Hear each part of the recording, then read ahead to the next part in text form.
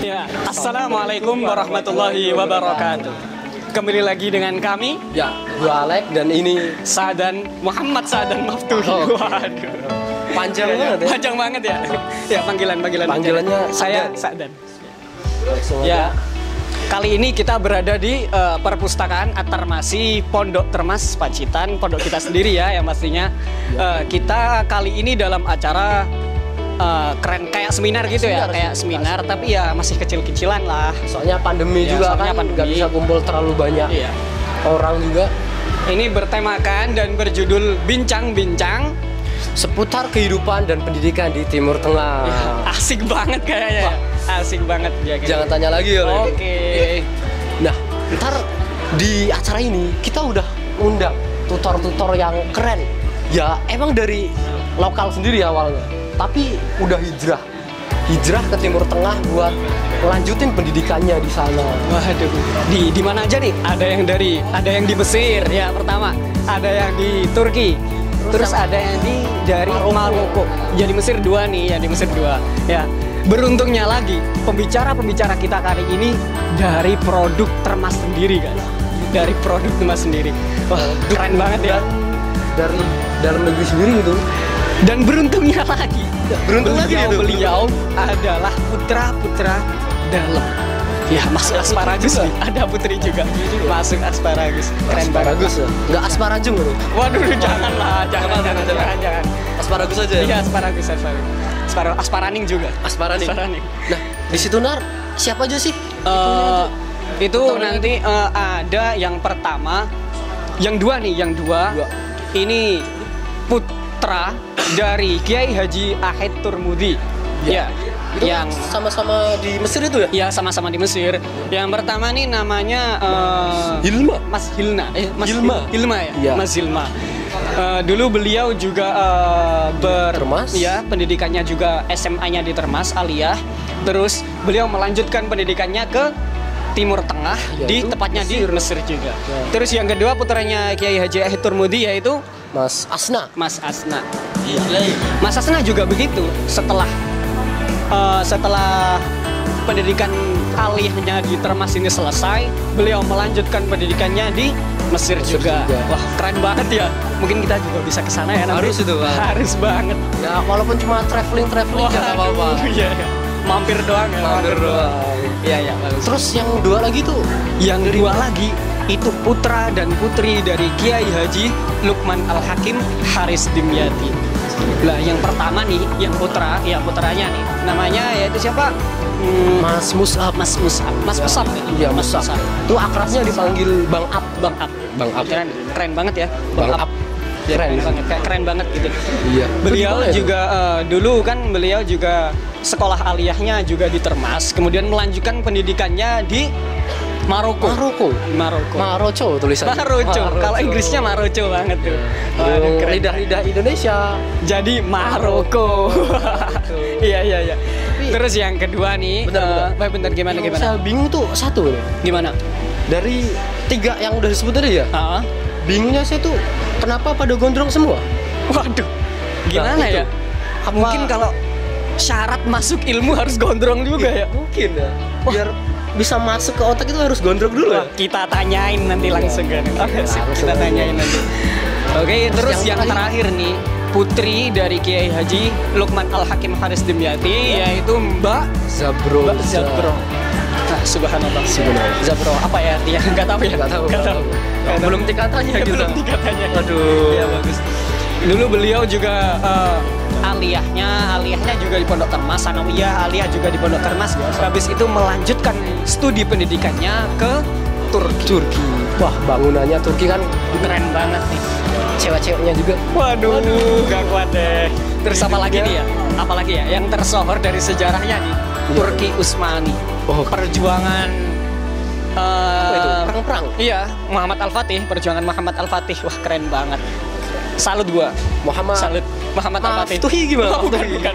Belum. Ya ntar kita main-main ke sana ya. Oke. Gini ya, kalau kalian ingin tahu gimana isinya acara, langsung saja ya. Nanti kalau kepo-kepo pada kita tanyain. Oke? Bismillahirrahmanirrahim. Assalamualaikum warahmatullahi wabarakatuh. Bujur? Gak ada bujur, jawab. Bujur. Nah, kalau di Maroko kan jajan Prancis. Jadi ya sekedar adat budaya di sana. Jadi kalau salam gitu ketemu orang, kalau bisa di Maroko itu nggak ada orang 100 lebih lah, masih sedikit orang Indonesia. Terus orang Indonesia yang sekolah di Maroko itu nggak hanya di Universitas Contoh Azhar gitu ya. Semua orang Indonesia yang kuliah di Mesir itu semuanya mesti di Al Azhar. Terus yang di Turki kebanyakan di Sulaimaniyah lah, tapi ada juga yang di universitas kecil gitu. Tapi yang di Maroko itu enggak, cuma 4 orang, cuma 5 orang gitu. Jadi sekali ketemu orang Indonesia, rasanya itu kayak seneng gitu. Wah, itu orang Indonesia, orang mana? Tanya-tanya lama gitu, akhirnya nginep ke sana. Jadi kita orang Indonesia yang kuliah di Maroko itu mainnya lebih sama orang Afrika, sama orang Maroko sendiri, sama orang Eropa. Jadi lebih asik sih. Menurut saya kalau kuliah di Maroko itu asik. Terus madhabnya kita beda. Jadi tantangan baru semua. Bahasa di sana bahasa Inggris nggak pakai. Apa bahasa Inggris? Nggak ada bahasa Inggris. Di bandara, di stasiun, terus kita ngurus KTP gitu ya. Kan kita membuat KTP. Ngurus KTP, ngurus di polisi, semua pakai bahasa Prancis. Nggak ada yang bahasa Indonesia. Bahasa Inggris nggak ada. Hah? Bahasa Prancis bujur doang nggak pakai. Bujur doang. Kalau nggak pakai bahasa isyarat gitu. Udah cukup. Jadi keluar negeri itu yang penting berani sih. Berani. Nggak harus ya di sini pertama nyeleng lah, nabung gitu kayak hafalan Quran, terus bahasa Arab, bahasa Inggris gitu. Ntar kalau di sana pakai bahasa Prancis, udah pakai bahasa Inggris. Kalau nggak paham, udah isyarat aja. Sana mau beli ini dua. Mau bilang gini doang. Jadi saya beli ini gini. Nah udah paham ntar. Jadi nggak usah takut lah, nggak usah minder. Kalau orang mau keluar negeri, contohnya saya selama di pondok ya nggak pernah juara 1, juara 2, juara 3 nggak pernah. Jadi ustadz ya nggak pernah. Terus paling ya ikut azayun, angkat-angkat sampah, cuma gitu-gitu doang. Ngaji Pak Akhir cuma kelas 2 MA. Di El Yamin masalah sama Pak Benu. jadi waktu di pondok itu sama Pak Alek gitu, saya belajarnya sama Pak Alek, Pak Aulil dan kawan-kawan itu saya belajar. Jadi waktu El Yamin itu tekanan batin. Ini gimana ntar ujian Bapak, ujian Pak D gitu. Jadi akhirnya mau belajar di kelas 2 MA sama El Yamin doang. Nah lantaran saya belajar di kelas 2 MA sama kelas El Yamin, itu saya bisa berangkat Maroko. Ya itu modal berani doang. Di sana ya ntar tekanan mentalnya di sana lah. Di sini tuh cuma berani doang. Ntar di sana ntar balik gimana? Hafalan Quranku gimana gitu. Aku tes PBNU itu bawa setengah juz lah. Ya itu kan jalur orang dalam kan. Jalur orang dalam. Jadi tes PBNU jalur orang dalam, dikasih Buya Said. Nah, waktu di sana tekanan mental. Iya, hafalan Quran segini, di sana dites lagi. Wah, tekanan mental banget sih, tekanan mental. Sampai teman-teman sih ngechat WA, chat WA, bodo amat, nggak dipikir. Tapi tekanan mental banget. Tapi ya lantaran saya berani. Kalau masalah kehidupan di sana gimana? Kehidupan di sana itu kalau dipikir-pikir ya, kan saya sendiri pernah khidmah di Jogja kan. Jadi waktu dibilang Pak Afat itu kurang lengkap lah. Habis lulus dari Termas itu pengangguran di vokal. Masa-masa kelam vokasional itu kelam banget gitu. Nah setelah vokasional saya galau gitu sama bapak. Pak mau mondok lagi? Nggak boleh sama bapak. Akhirnya saya disuruh khidmah di Jogja, ngurusin anak-anak kecil gitu, suruh bersihin ompol bareng lah kawan-kawan. Nah waktu di sana tiba-tiba ditelepon sama bapak, Le, awakmu berangkat ke Maroko ya? Maroko di Pak? Nggak tahu aku Maroko itu. Sejarah Maroko apa Maroko itu nggak tahu. Cuma di Dawi Bapak. Kamu sekolah di Maroko ya? Ntar piye Pak? Saya hafal Quran ya belum. Yus ngapal ke minimal 2 juz. Nah itu 3 bulan sebelum saya ikut tes. Saya ikut tes PBN ya. Ngapalin, alhamdulillah ya dapat setengah juz lah. 3 bulan. Itu lumayan nih.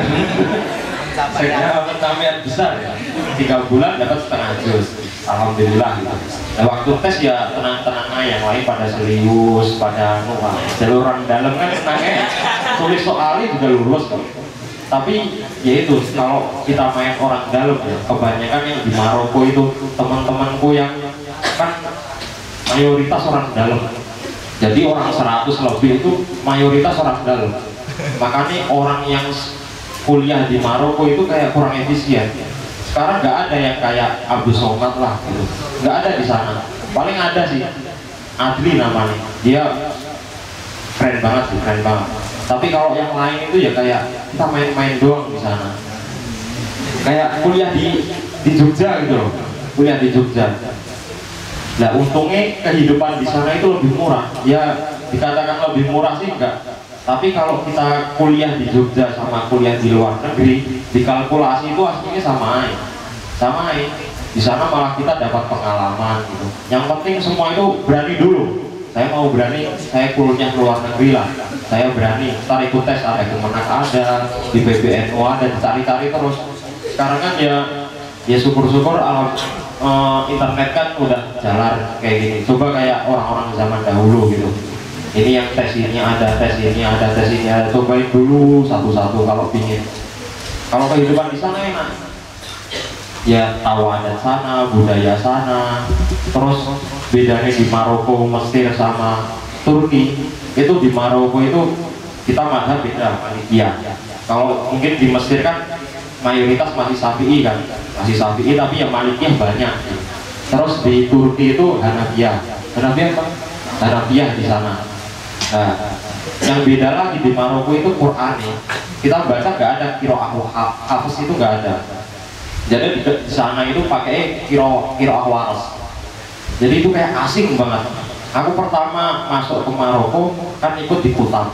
Nah waktu di Kutab itu belajar Quran, ini ngapalin setengah juz kok lama banget gitu. Kayak masih asing, kata-katanya itu asing semua. Terus mate beda, apa namanya wakofnya juga beda, jadi kayak tantangan gitu. Seneng orang kuliah di Maroko senengnya gitu, banyak tantangan. Terus beda nih di Turki sama Mesir itu waktu sampean kuliah di Mesir gitu masih ada Darul Ulum, ada pelajaran bahasa dulu lah setahun gitu. Itu yang ngajar orang Indonesia sendiri. Coba di Maroko datang langsung kuliah. Bahasa juga ntar kalau ada bahasa Perancis cuma dikasih makalah gitu. Ini bacanya gimana, caranya gimana, udah nggak paham sama sekali. Aku kamu yang nggak tahu. Aku kamu menjadi kita nggak tahu.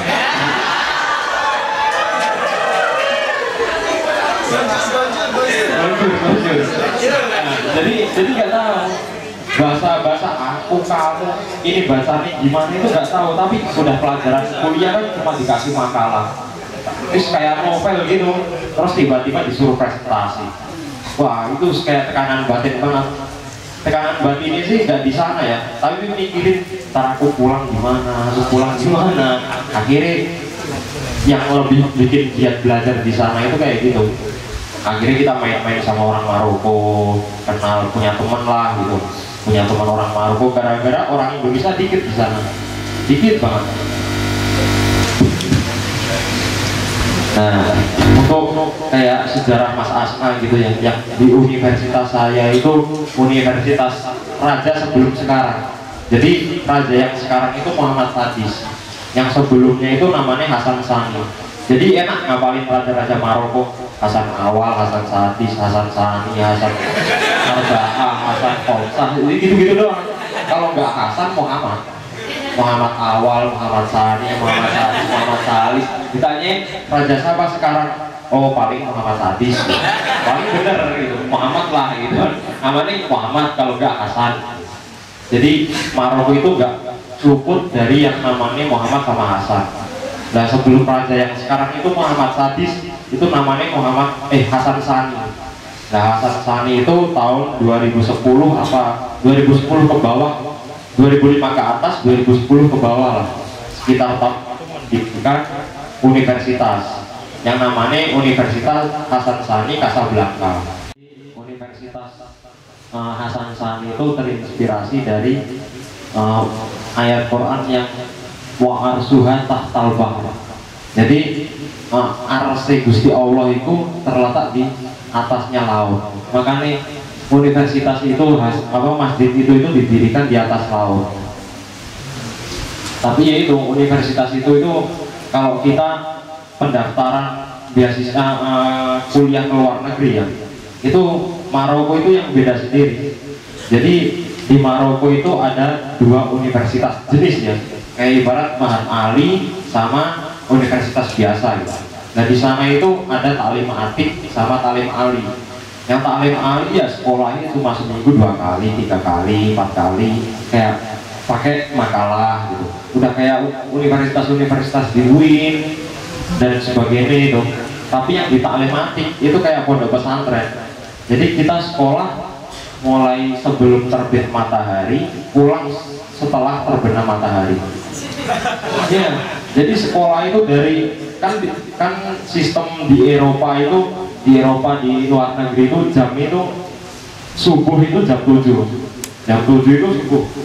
Nah sampai jam 9 itu masih bisa kita sholat, jam 9 pagi itu sholat subuh masih bisa di sana. Nah, berangkat sekolah itu jam 7, habis sholat subuh balik itu jam 5 udah maghrib di sana. Jadi jam 5 itu sudah maghrib kalau musim dingin. Nah kalau musim panas beda lagi. Kalau musim panas maghribnya itu jam 9, jam 10 gitu. Jam 10 malam itu maghrib, subuh itu jam 4. Jadi puasa itu kan musim panas. Ya puasa ya 17 jam, 16 jam. Yang mayoritas pagi-pagi kita tidur. Kan musim panas liburan gitu. Jadi orang-orang Indonesia itu kalau di sana, kalau di Maroko juga ada medcos ya. Mednya itu di sana nggak ada halakos seperti Mesir.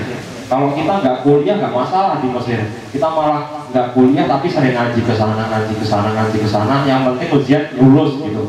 Kalau di Maroko nggak. Di Maroko itu yang penting kayak termas 2 lah Maroko itu. Nggak sekolah nggak sekolah karepmu, terus ngaji nggak ngaji karepmu, dianggap mau ngajak gitu. Jadi kalau ujian nggak bisa ajami aja. Dia kurang ajami santai. Makanya orang-orang Indonesia yang di sana itu yang nggak terkena tekanan batin ya seperti saya itu kan terkena tekanan batin. Yang nggak terkena tekanan batin itu udah santai banget. Kuliah di sana paling santai. Jadi enak banget di sana. Yang penting masuk nggak masuk ya terserah. Terus bisa nggak bisa di ujian ya ntar kayak kamu ajami gitu. Ntar nilainya juga minimal lah, yang penting lulus orang Indonesia ngalih gitu. Terus kata Mbak Abo juga agak saya sangkal ya di sana. Jadi di Maroko itu orang Indonesia itu ya emang secara adat budaya itu kita bagus, ketemu orang, ketemu syekh gitu kita salaman, kita nggak berani menatap wajah syekh gitu ya kayak tunduk gitu, bagus lah ya. Itu ciri-ciri adat budaya orang timur, beda dengan orang barat kan. Makanya orang barat lihat orang timur itu emang adat budaya kita itu lebih bagus. Tapi orang Indonesia di sana itu angel kandanane, jarang sekolah, nggak naik, banyak yang nggak naik sekolah, kelas, akhirnya pindah kampus, pindah sana, sampai ya keruak di pemerintahan sana. Ini orang Indonesia gimana ya? Sering banget KBRI dimarahin gitu. Orang Indonesia dibikin kayak halakos sendiri karena jadi ya lihat pondok termas zaman dahulu itu di Maroko sekarang kayak gitu. Sekolah nggak sekolah, kayak gitu. Tapi asik-asiknya yang emang betul-betul orang ya kan kalau saya berangkat ke sana itu emang jalur dalam gitu, enak banget jalur dalam. Nah, saya nggak punya apa-apa, celengan nggak punya, ya ilmu cuma sedikit doang, nahu cuma segitu, alfiah nggak apa. Pokoknya di sini tuh mulai dari nol. Nah, gara-gara niat saya berangkat ke sana mulai dari nol, ya alhamdulillah di sana ya semangat gitu. Sekolah ya sekolah, ngapalin Quran. Waktu libur sekolah pindah di Kuta. Jadi di sana itu lari ini orang-orang Indonesia larinya nggak ke halakoh, gara-gara halakoh itu nggak ada, tapi lari ini itu ke Kuta. Jadi kayak pondok Al-Quran gitu.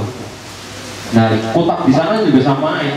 Habis subuh udah ngaji terus sampai maghrib, habis maghrib ngaji lagi terus sampai malam. Nah itu sama gurunya duduk di situ, santri-santri ini banyak, ntar ada yang tidur ya ditendang terus, ditendang, dipukul. Jadi pendidikan Quran di sana itu keras. Anak-anak kecil itu yang masih 9 tahun, Imam Syafi'i hafal Quran 9 tahun. Orang Maroko nggak kaget, Imam Syafi'i hafal Quran segitu nggak kaget. Ada yang 3 tahun udah hafal Quran, banyak di sana. Di sana itu malah Maroko itu mayoritas masyarakatnya hafal Al-Quran. Sampai yang tukang sopir gitu ya dengarnya Al-Quran. Orang mabuk di pinggir jalan hafal Al-Quran. Orang mabuk hafal Al-Quran. Jadi emang benar kata yang membunuh Sayyidina Ali juga orang hafal Al-Quran. Hafal Al-Quran itu nggak menjamin kamu masuk surga. Nah, saya juga lihat sendiri di Maroko itu orang mabuk, orang ngelem, orang ganja, orang ngasih semua itu hafal Al-Quran di sana. Yang kecil-kecil, bocil-bocil itu hafal Al-Quran. Jadi hafal Al-Quran kayak hal biasa sih di sana. Makanya waktu orang Indonesia ke sana itu kayak kaget lah. Kayak pertama ya seneng, di sini orang hafal Al-Quran kayak gini ya. Naik taksi, nyetelnya radio musik. Musik itu nggak musik barat, musik apa, tapi Al-Quran. Setelan orang sana itu Al-Quran. Terus kalau ketemu sama orang Arab gitu, di ngomong sinwa gitu kan biasa, anak lain sinwa gitu. Kami Indonesia gitulah, dibilang kita bukan orang Cina, kita orang Indonesia. Nah, ntar orang sana itu senang, wah orang Indonesia ya, gara-gara orang Indonesia itu Soekarno itu yang pertama kali presiden kita yang pertama kali mengakui kemerdekaan Maroko. Jadi orang Indonesia yang di Maroko itu dihormati sekali, dihargai sekali gitu. Kamu ya yang pertama kali menghargai kita merdeka gitu. Makanya orang Indonesia di sana itu kayak dipuji, orang-orang banyak senang gitu lah. Tapi yang dikasih ke orang Indonesia itu kayak angel kandana nih gitu. Wangel banget orang Indonesia itu. Nah, kelemahan orang Indonesia kayak gitulah. Ya mungkin itu saja ya. Mungkin mau sesi selanjutnya. Yang ada di daerah Turki itu hanya mempelajari ilmu agama ataukah ada pelajaran umum seperti manajemen bisnis, hukum atau politik? Terima kasih.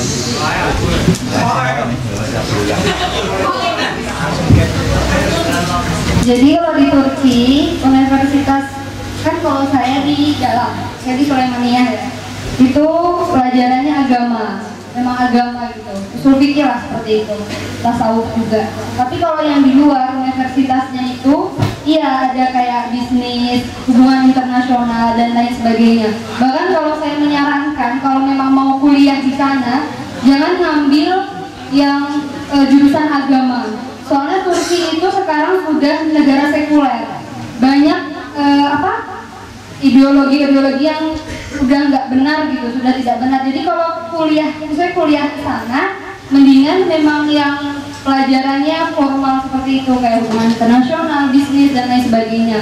Kalau agama malah bahaya gitu. Kalau memang agama ya di Sulaimania gitu. Di Sulaimania itu sudah masih Ahlussunnah wal Jamaah, tasawufnya juga masih benar gitu. Kalau di universitas yang di luar bisa dibilang malah kayak tidak bagus seperti itu.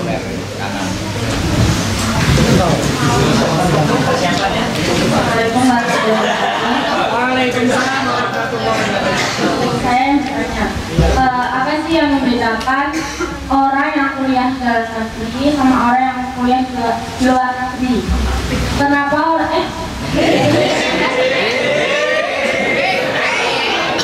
apa sih yang membedakan orang yang kuliah di dalam dalam negeri dan orang yang kuliah di luar negeri. Padahal kita sama-sama belajar, tapi orang-orang kayak mikirnya tuh kayak orang yang kuliah di luar negeri itu lebih wow daripada orang yang kuliah di dalam negeri. Kenapa kok lulusan luar negeri sama lulusan negeri sendiri itu lebih kayak orang-orang lihat itu loh, kok lebih wow lulusan luar negeri ya daripada yang negeri sendiri? Ya emang Indonesia itu bisa apa loh aslinya itu? Nah, kalau menurut sejarah itu Indonesia bisa apa? Lihat sejarah-sejarah dulu. Peradaban-peradaban dunia itu dimulai dari mana? Yunani, Mesir, mana? Apa ada yang sampai peradaban dunia itu di Indonesia? Nggak ada. Jadi mungkin kita itu kayak ya gimana ya? Kalau lihat lulusan luar negeri itu, kita itu lebih lihat perbedaan pemikiran lah. Kalau di sana itu emang standarisasi kita sama standarisasi mereka itu jauh banget. Standarisasi orang Maroko aja kayak rektor saya ya, rektor yang di Universitas Hasan Sani itu orang-orang Maroko nggak ngakuin dia itu syekh, dia itu alamah, itu nggak ngakuin. Emang yang bener diakui itu kayak Syekh Rugi gitu. Itu udah minimal ya, beda banget. Kayak kita lihat orang ya, contohnya di Indonesia sendiri ya, yang lucu menurut saya itu kayak lihat orang gila gitu. Wah, ini wali Majnun, wali Majnun nih, hebat biasa, wali jandap lah luar biasa gini, sampai kita cium tangannya, kita begini, kita hargai banget lah beliau gitu. Tapi hargai ya, kita hargai sebagai kemanusiaan lah, kita hargai sebagai kemanusiaan. Beliau lebih senior, beliau lebih dekat sama Tuhan. Tapi kalau segi keilmuan nggak ada apa-apanya itu. Yang jeleknya orang Indonesia itu kayak gitu, kita ada wali yang janda gitu, wah udah dianggap itu luar biasa, hebat banget, orang bisa terbang itu hebat banget. Padahal di sana itu ya nggak ada apa-apanya. Contoh di Maroko sendiri ada namanya Syekh Kubaiti. Itu emang kalau saya sendiri ya bandingin sama ya, mohon maaf, sama yang kayak di Indonesia itu pondok-pondok yang spiritualis gitu ya, yang kayak ya kejadukan lah, masalah kayak gitu. Itu kalau lihat Syekh Kubai itu tuh jauh beda banget. Sampai beliau itu bisa ngewusulin kita, kalau cerita-cerita Syekh Abdul Qadir gitu ya, cerita-cerita Syekh Abdul Qadir itu beliau juga bisa dapat. Jadi emang kenapa kok orang luar negeri itu lebih wow gitu ya, lebih wow daripada orang negeri sendiri? Gara-gara orang luar negeri itu nggak gampang menghebat-hebatin orang. Ya emang aslinya pelajaran kayak kitab-kitab di Mesir yang dipelajarin itu kita tinggal beli, kita belajar sendiri. Kita belajar kitab ini, kita hafalin kitab ini sendiri. Ya, pelajaran semua itu aja. Ilmu agama itu kayak ilmu pasti kan. Kayak usul fikih ya itu aja, tata caranya ya itu aja. Semuanya kayak ilmu pasti. Kayak nahwu ya, mubtada dibaca rafa gitu terus.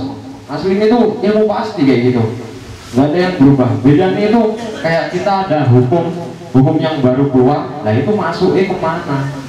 Nah itu masuknya kemana, itu pemikiran kita, pemikiran orang Indonesia, pemikiran orang Maroko, pemikiran orang Mesir itu beda semua pemikirannya. Nah beda di orang luar negeri itu pemikiran kita itu jadi banyak. Oh Indonesia itu kita pemikirannya seperti ini. Kita kalau ada hukum seperti ini itu orang-orang Indonesia kok ngambilnya seperti ini ya. Tapi kalau orang Mesir ngambilnya pan yang sebelah ini, pan yang sebelah ini, kok sebelah ini ya gitu. Jadi membuka wawasan kita. Ibarat kalau ya ada peribahasa kata di dalam sumur ya kan. Jadi kalau kita cuma diem di sini aja, ya nggak tahu. Kalau menurut pelajaran sama aja. Sama ya, semua usul fikih juga kayak gitu, terus tafsir kayak gitu, Quran juga nggak nambah-nambah suratnya, nggak kurang, nggak nambah Al-Quran, ya itu aja. Orang hafal 30 juz Quran, orang dahulu sampai sekarang ya sama aja, hafalnya itu doang. Kayak ilmu pasti ya sini. Cuma paling kalau di luar itu pemikiran berbeda, akhirnya kita ada ini ilmu baru ini. Coba di Indonesia apa ilmu baru yang tumbuh dari Indonesia? Nggak ada. Teknologi dulu barat semua. Peradaban timur itu jauh banget, peradaban kita sama peradaban barat jauh banget. Walaupun Prancis sendiri ya kan kalau Maroko itu sering banget hubungan sama Prancis gitu.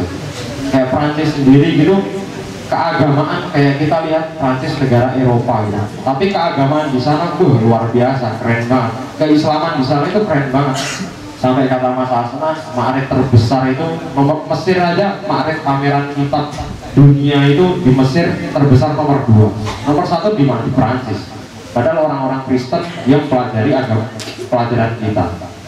Siapa yang tahu? Orang di Indonesia ini ada yang tahu? Nggak ada yang tahu. Yang tahu ya orang-orang yang keluar negeri itu.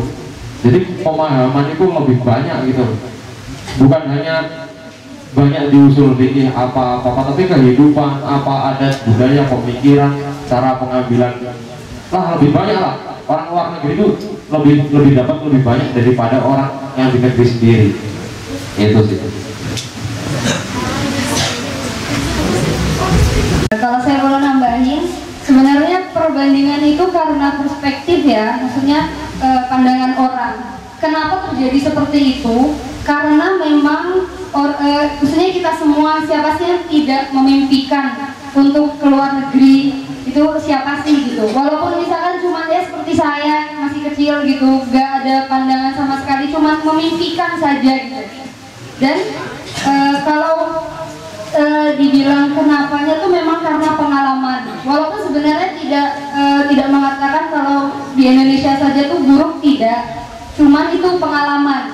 Saya pertama kali ke Turki, ketika melihat orang Turki tuh ada rasa takut, kayak aduh takut, orangnya besar-besar, kayak mau diterkam gitu. Tapi itu takut-takut, apalagi memang orang Indonesia itu kan orangnya pemalu, terus unggah-ungguhnya gitu. Padahal kalau mereka tuh tidak peduli sama, misalnya kita tuh menghormati mereka dengan nunduk gitu ya. Mereka tuh kadang nggak peduli gitu, apa sih kayak gitu, apa sih buat mereka tuh seperti itu.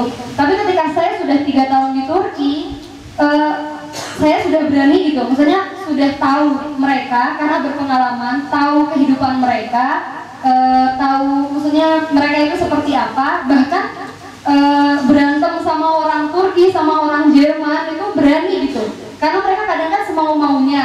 Tapi itu saya bisa seperti itu juga melewati, maksudnya harus kesana kan, maksudnya harus melihat orangnya seperti apa, bagaimana bisa mengendalikan situasi. Sebelumnya saya juga takut melihat orang bule gitu, misalkan pengennya tuh kayak yaudah mendahulukan mereka apa gimana gitu. Tapi sebenarnya ketika saya sudah 3 tahun di sana gitu, saya baru tahu ternyata mereka tuh juga sebenarnya takut kok sama kita kalau misalkan kita itu bisa menunjukkan kita gitu, tidak yang mau ngalah terus gitu.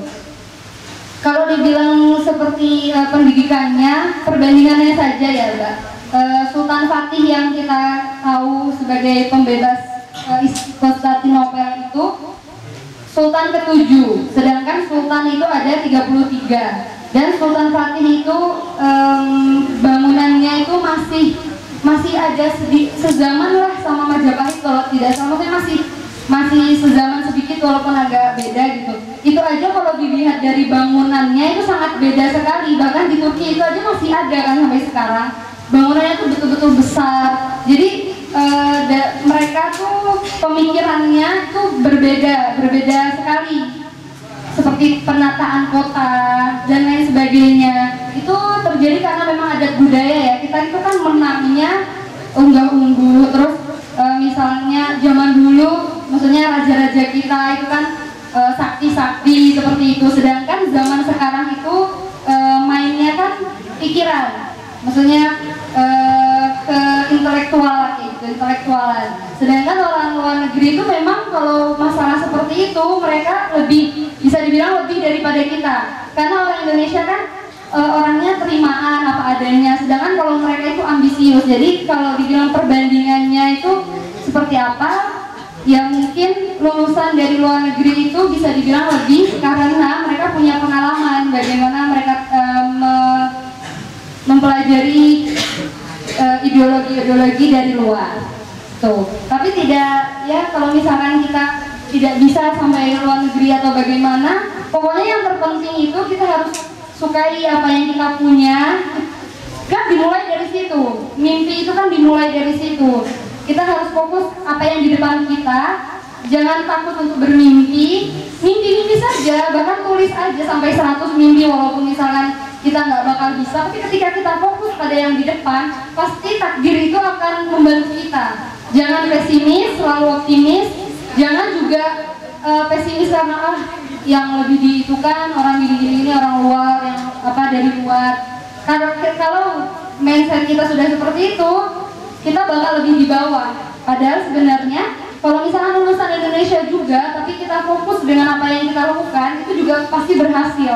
Bahkan nantinya saya percaya pasti ada jalan untuk dia, entah apa itu, entah nanti bisnis atau nanti gimana, pasti bisa gitu mendapatkan pengalaman yang lebih karena dia selalu fokus di depan. Seperti itu tambahan dari saya. Wabarakatuh. Sebelumnya saya mau bertanya untuk mungkin ya syarat-syarat pendaftaran dan mungkin cara-caranya bagaimana. Ya, untuk yang kedua, sebenarnya dulu saya punya bercita-cita untuk kuliah di luar negeri. Tapi setelah membaca membeli buku Cairo Undercover ya, dan membaca kuliah di luar negeri itu tidak di situ dikatakan bahwa kuliah di luar negeri itu tidak seindah yang dibayangkan. Banyak problema katanya seperti itu. Ya mungkin cukup pertanyaan dari saya. Assalamualaikum warahmatullahi wabarakatuh.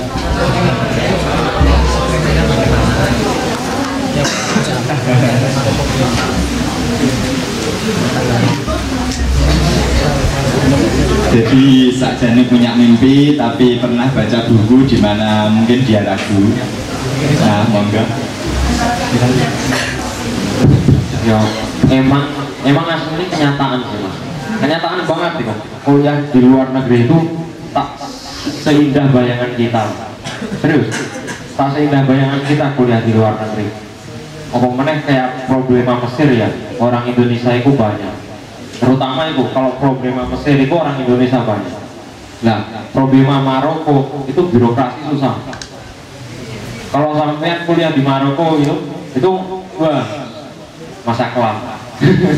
Itu kayak ngurusi berkas itu wah keren, susah banget. Tapi ya syarat-syarat yang terpenting itu kayak tes pemenang gitu ya. Itu yang kalau Mesir itu ya minimal hafal Al-Quran 2 juz lah. Terus ya ilmu alat ya, kalau buat baca kitab itu bisa, insya Allah baca kitab itu bisa. Bahasa Arab itu kosakata banyak, insya Allah gampang. Kalau tes yang di Indonesia loh, yang penting itu aslinya itu dulu, kita tes yang di Indonesia dulu. Nah yang paling susah itu aslinya tes di Maroko. Kalau saya nggak pakai orang dalam ya nggak mungkin bisa sih.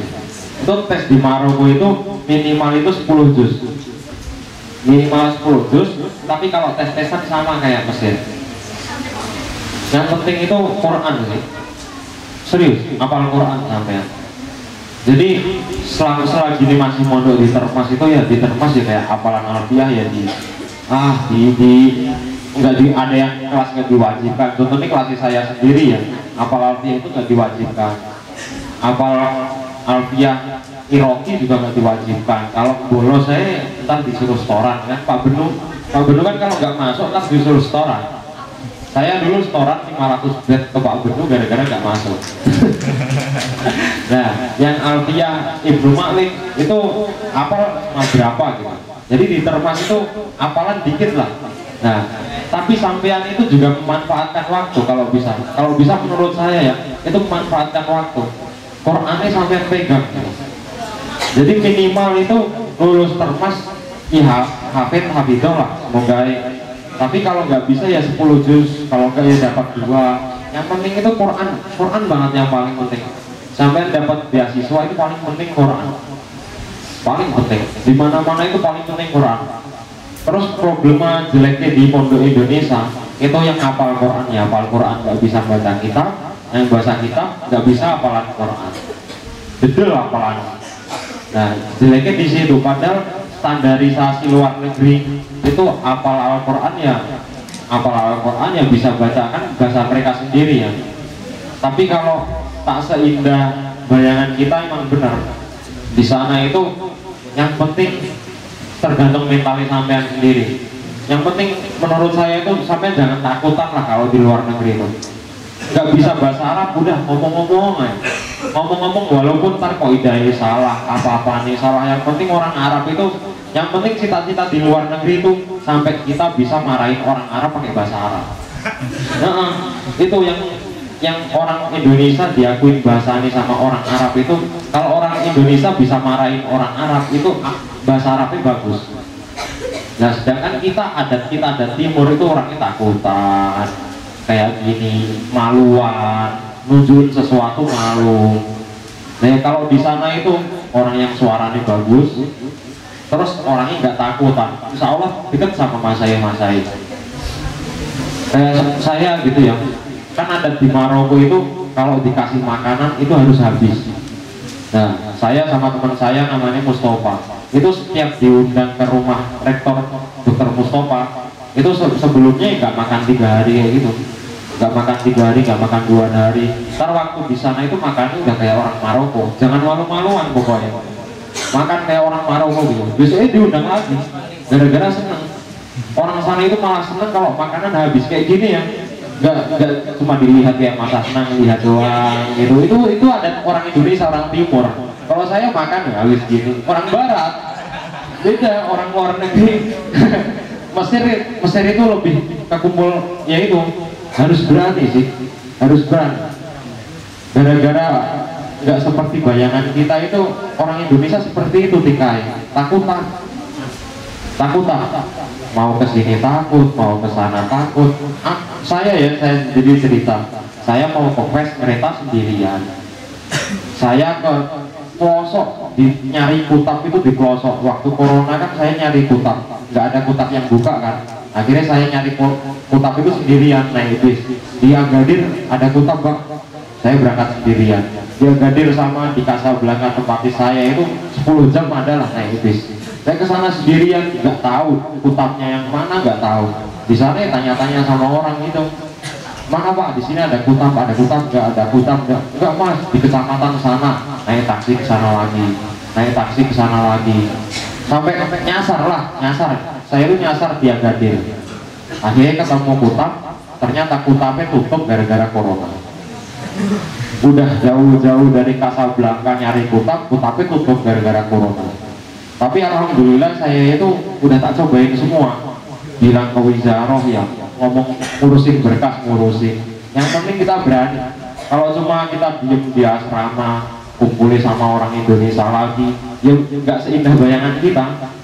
Banyak teman-teman saya yang orang-orang Afrika gitu, orang-orang yang keringatnya bau sih. Orang-orang Afrika, orang-orang Maroko, orang-orang Barat, banyak. Alhamdulillah gara-gara saya itu ya berani lah, lebih berani gitu. Kalau secara akademisik ya gimana ya gara-gara di sana ya tekanan batin. Tapi sebelum saya berangkat itu ya saya bawaannya cuma sedikit doang. Yang penting sampai akeh-akeh wirid, doa, hafal Al-Quran, ya bisa lah bahasa Arab gitu. Insya Allah tes itu bisa. Insya Allah tes itu bisa. Nah sampai sana itu yang paling dibutuhin mental sampean berani enggak? Itu yang paling dibutuhin. Kalau cuma kontrak di kamar tidur, ntar ya cuma YouTuber, main game YouTuber gitu terus kehidupan. Tiba-tiba skripsi lulus. Iya banyak sekali orang Indonesia kayak gitu. Gara-gara takutan, malu, takut, nggak berani. Biasalah. Tapi emang nggak seindah bayangan kita sih di luar negeri. Ya nggak seindah. Nah, gara-gara ya emang dunia ini yang buat kamu kan, bukan ya? Ya dunia ini kan yang buat Gusti Allah ya, yang ngatur is Gusti Allah. Ya mungkin itu saja yang dari saya. Mungkin saya tambahin ya. Tadi kan menanyakan bagaimana belajar ke Timur Tengah. Kalau saya khususnya ke Mesir, ya seperti disampaikan Mus'ab tadi, sebagiannya sudah sama sebenarnya. Minimal hafalan 2 juz, tapi itu tidak menjadi kelayakan kalian akan bisa diloloskan. Jadi tidak menjadi kelayakan kata kalau belum tentu orang yang hafal 30 juz akan lolos berangkat. Nah, jadi kalau kawan-kawan di sini secara standar kawan-kawan insya Allah masih masih bisa berangkat. Kenyataannya saya juga lulusan sini sampai sana pun bisa berangkat. Jadi keinginan seandainya kawan-kawan di sini ada keinginan ke sana, ya tinggal dilanjutkan dan diteruskan dan dipersiapkan sebaik-baiknya. Jadi kalau standar secara Al-Quran tadi saya katakan minimal 2 juz, bahkan tidak sampai 2 juz pun tidak masalah sebenarnya. Jadi ada yang sebagian cuma hafal juz amma, juz 30. Kan kawan-kawan di sini juga sudah dihafalkan kan, sudah dihafalkan juz amma. Jadi modal itu saja sama juz 1 minimal atau juz amma saja, kadang masih bisa lolos.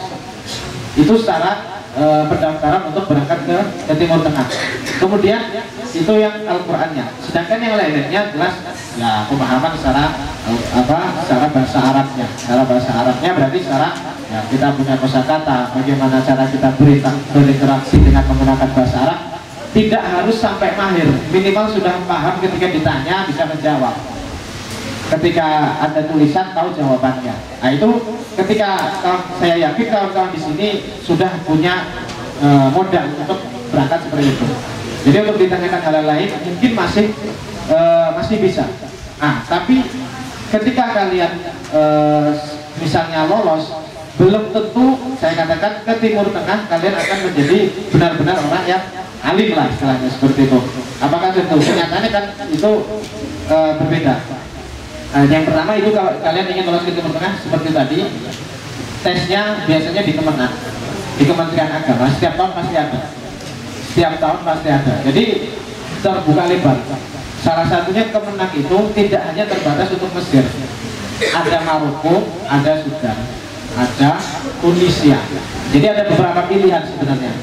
Nah, sedangkan karena saya sudah tahu bagaimana kehidupan di Timur Tengah, pilihan saya kalau kawan-kawan di sini ingin benar-benar belajar secara agama, ya pilihannya ke Mesir. Benar, karena saya sudah menanyakan teman yang di Maroko sih, bagaimana keadaannya, bagaimana di Tunisia, bagaimana keadaannya, dan di lain-lainnya. Pilihannya ada 2 sebenarnya. Kalau nggak ke Mesir, ke Yaman. Jadi pilihannya ke Timur Tengah itu, Mesir dan Yaman secara agama ya, secara agama. Nah, kemudian biasanya setelah selesai kita istilahnya lolos dalam seleksi, akan melanjutkan di kelas bahasa. Nah, kelas bahasa pun itu nanti disesuaikan kemampuan kita. Apakah kita akan langsung naik yang mustawa paling atas ataupun paling rendah. Nah, dan di situ pasti akan menyelesaikan dalam waktu 1 tahun, baik yang cepat ataupun yang lama. Nah, jadi ada yang selesai dalam 3 bulan, nanti tetap masih menunggu 1 tahun. Ada yang selesai secara keseluruhan berarti 9 bulan. Nah, jadi kita istilahnya nggak usah takut ketika kita lolos di sana nggak bisa bahasa Arab dan lain-lain, karena nanti kita akan benar-benar diajarkan bagaimana cara menulis yang benar dan lain-lainnya akan dipandu. Itu secara sekarang. Dan mungkin malah mungkin di waktu-waktu sekarang itu lebih dipermudah. Karena kalau saya dulu diterima langsung berangkat di Mesir dan kelas bahasanya di Mesir langsung. Kalau sekarang kelas bahasa ada di Indonesia, di Jakarta. Jadi ketika kalian pemenang tes keterima nanti di Jakarta dibimbing langsung dari orang-orang Mesir juga, orang-orang Mesir yang diundang ke Indonesia. Jadi dibimbing di Jakarta beberapa bulan, kemudian langsung ke Mesir langsung kuliah. Nah, seperti itu. Nah, jadi tidak menjadi hal yang menakutkan lah, bukan menjadi hal menakutkan nanti saya bagaimana dan lain. Karena kalau kita jalan tentu akan mudah dan jalannya pasti. Dan dalam prosesnya pun nanti kalian akan merasakan bagaimana ya perbedaan ketika kita di sini yang malas-malesan atau yang benar-benar ingin pergi ke sana. Ketika di sini kita malas-malesan, nanti di sana pasti akan kaget. Kita katakan seperti itu, kita akan kaget. Jadi kalau kalian ingin benar-benar keinginan ingin ke Timur Tengah, misalnya ke Mesir atau ke Yaman dan lainnya, persiapkan dari sekarang dengan sebaik-baiknya. Baik dari segi bahasa, baik dari segi Al-Qur'annya, itu kalian harus persiapkan dengan baik-baik. Dan kemudian ketika sampai sana tidak menjadi orang yang kaget, tidak menjadi orang yang kebingungan. Nah, itu yang prosesnya seperti itu. Nanti ketika sudah selesai akan kuliah dalam jangka waktu 4 tahun. Selesai sudah balik. Kalau pengen balik, kalau lanjut. Dan kalau lanjut ya berapa tahun lagi, masih lama. Nah, itu cara prosesnya kalau ke Mesir seperti itu, ataupun ke Yaman pun seperti itu. Di Yaman pun di Al-Ahqaf dan lain-lain itu akan ada kelas bahasa juga. Mereka kita keterima, biasanya tes-tesnya di Indonesia di beberapa pesantren. Ketika ya tesnya sama Al-Quran 2 juz dan juga pemahaman kitab, bicara kitab dan atau secara lisan bagaimana berbicara bahasa Arab. Setelah keterima, nanti pun di Al-Azhar sebelumnya ada kelas bahasa juga selama 1 tahun. Jadi nggak usah takut istilahnya nggak bisa bahasa Arab. Makanya saya mengatakan seperti itu. Di Yaman dan Mesir itu pilihan karena kita akan dibantu. Karena mereka sudah tahu bagaimana watak atau kemampuan orang Indonesia. Ketika mereka tidak dipaksa, akan kebingungan di sana. Nah, seperti itu. Nah, kenapa saya rekomendasi seperti itu? Karena misalnya di Maroko seperti terlepas, tidak diurus sama sekali. Nah, makanya saya dua pilihan itu. Kalau kawan-kawan di Termas, pilihannya kalau ke Timur Tengah, misalnya ke Timur Tengah ya. Kalau nggak ke Mesir, ke Yaman. Baik putra maupun putri seperti itu. Di Yaman putri juga ada. Jadi nggak masalah mau ke Mesir ataupun ke Yaman. Itu pilihannya. Nah, secara yang ingin mendalami dalam ilmu agama. Kalau ingin fokus ke Al-Quran, mungkin ke Turki, ke Sulaimaniyah, itu kan lebih jelas pengajian Al-Qurannya lebih fokus. Walaupun di Yaman dan Mesir juga tidak kalah sebenarnya. Secara pengajian juga bisa, ingin fokus ke Al-Quran juga bisa. Tapi kalau secara kan kita lihat Termas kan secara globalnya kan emang pesantren untuk pengajian kitab. Nah, jadi ya kalau ingin melanjutkan studi pemahaman kitab kita ya lanjutnya kalau nggak ke Mesir ya ke Yaman tersebut. Seperti itu. Jadi ya nggak usah takut, benar seperti yang Ustaz, nggak usah takut. Yang penting semangat dan mempersiapkan diri. Baik itu dengan apa yang dipersiapkan dari yang disyarat-syaratkan ataupun yang ingin secara kita pribadi ingin bagaimana bisa di sana menjadi optimal. Nah, itu yang proses ke sana. Kemudian yang dipertanyakan setelah saya membaca buku tadi ya, baca buku apa Kairo Undercover. Nah, seperti itu memang di Timur Tengah tidak saya katakan tidak seindah yang diperlihatkan. Memang seperti itu karena kita tahu tidak semua orang belajar itu akan menjadi sukses. Tidak akan pasti walaupun dari berapa ratus orang apakah semua menjadi sukses belum tentu. Nah, mungkin saja yang di situ dijelaskan orangnya sendiri, orang-orang yang hidupnya apalagi dia bisa undercover di bawah, orang-orang yang kerjaannya mungkin nggak pernah ngaji dan lain-lainnya. Mungkin karena saya belum pernah baca bukunya bagaimana ceritanya dan lain-lain. Itu kan saya katakan kalau kalian ingin ke sana ya harus siap dengan resikonya. Resiko ketika kau tidak mempersiapkan diri sampai sana kalian akan tidak mampu, malah ya akhirnya seperti itu. Banyak orang yang saya katakan kan berangkat 500 selesai cuma 200 ya karena itu mereka dalam kemampuan tidak mempersiapkan secara baik. Kedua terkena lingkungan.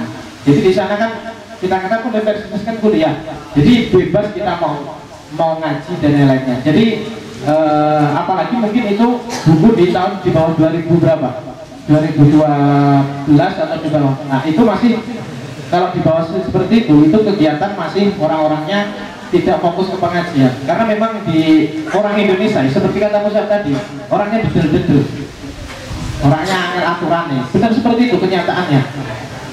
Nah, tidak mau menjadikan Azhar itu yang jelek tapi orangnya memang orang Indonesianya wataknya seperti itu. Ketika sampai baca buku itu mungkin dia termasuk orang-orang yang bedel-bedelnya. Nah, jadi kalian mungkin bisa lihat orang-orang yang baik-baiknya. Ketika kalian tadi aku mengatakan motivasi saya ingin ke sana, ternyata setelah baca buku ini hilang motivasi. Karena yang dibaca bukan buku motivasi untuk yang penyemangat. Coba cari buku-buku yang penyemangat, bagaimana proses yang lain-lainnya untuk menjadi orang-orang yang jelas alim dan lain-lainnya. Nah, mungkin di situ kamu akan mampu ke sana dan keinginan akan tumbuh lagi.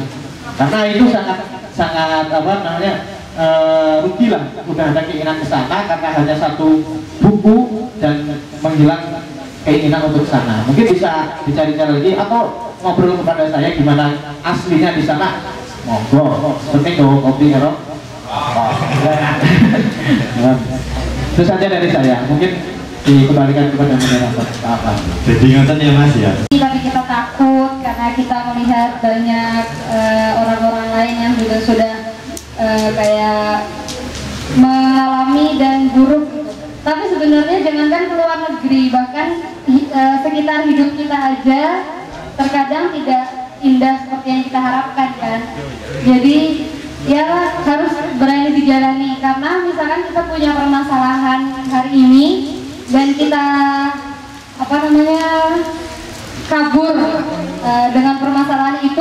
nantinya permasalahan itu pasti akan datang lagi.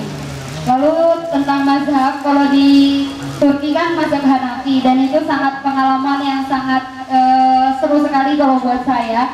Karena kalau di Sulaimaniyah itu teman-temannya memang orang Turki, kebanyakannya orang Turki. Jadi mau tidak mau kami juga harus belajar usul fikih mazhab Hanafi.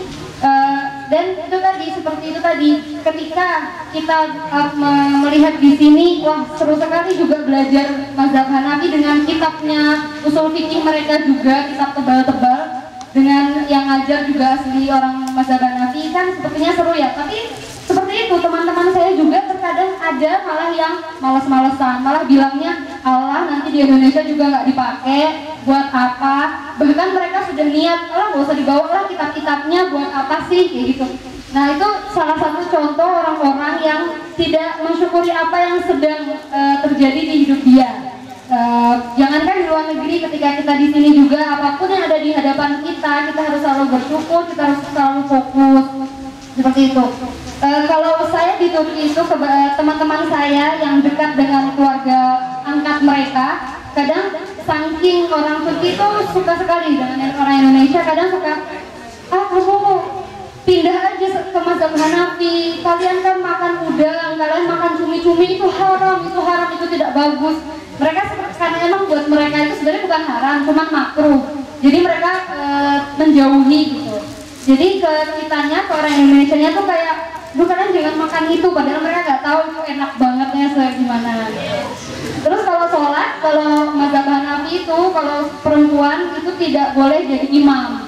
Jadi karena tidak boleh jadi imam, jadi di asrama, kan asramanya pisah-pisah, asrama putri sendiri, putra di jauh di mana. Jadi kita selalu sholatnya sendiri-sendiri. Ketika ada seperti sholat Idul Adha atau misalkan kita lagi libur, kita kan pengen sholat jamaah pakai mukena gitu. Itu sebuah kebanggaan sendiri, karena orang-orang Turki itu kayak melihatnya, wah mereka keren banget bisa sholat berjamaah. Terus itu pakai apa, mukena itu apa, mereka nggak tahu mukena itu apa. Jadi pengalaman di luar negeri yang salah satu yang membuat seru saya tuh itu gitu. Saya tahu ternyata orang Turki seperti itu ya. Padahal kalau dilihat dari kitabnya sendiri, terkadang antara putra sama putri itu sholatnya tuh tidak beda jauh. Tapi ketika praktik jauh banget gitu, jauh banget. Mereka tuh kalau yang putri takbirnya tidak, sedekapnya tuh tidak digenggam, cuma seperti ini aja. Ya jujur cantik sih sholatnya, tapi ya beda gitu. Sampai teman saya mempertanyakan kepada ustazah yang di sana, ustazah ini gimana di kitab kok seperti ini, tapi praktiknya beda. Jadi itu serunya belajar sampai luar negeri itu, karena kita melihat sendiri bagaimana kehidupan di sana itu kita melihat sendiri. Jadi seperti itu, kayak mereka itu kalau mazhab Hanafi yang paling mereka tuh cemburu sama kita tuh, mereka kalau sedikit aja ada darah, walaupun setitik itu udah batal wudunya. Jadi mereka tuh sering ada permasalahan kayak sholatnya udah waktunya udah mau keluar, tapi mereka masih belum bisa wudu. Nah, itu sering banget, itu permasalahannya beda. Seperti kayak ya permasalahannya beda lah, karena belajar dari kitabnya sendiri itu tadi. Dan kitabnya itu memang turun, kalau di Sulaimaniyah itu turun temurun. Makanya kalau ingin kalau di Turki belajar agama, bagusnya di Sulaimaniyah, bukan di luar. Karena kalau di luar itu belajarnya tidak pakai kitab kuning, pakainya udah pemikiran-pemikiran yang globalisasi gitu. Mungkin itu aja tambahan dari saya. Ya, terima kasih.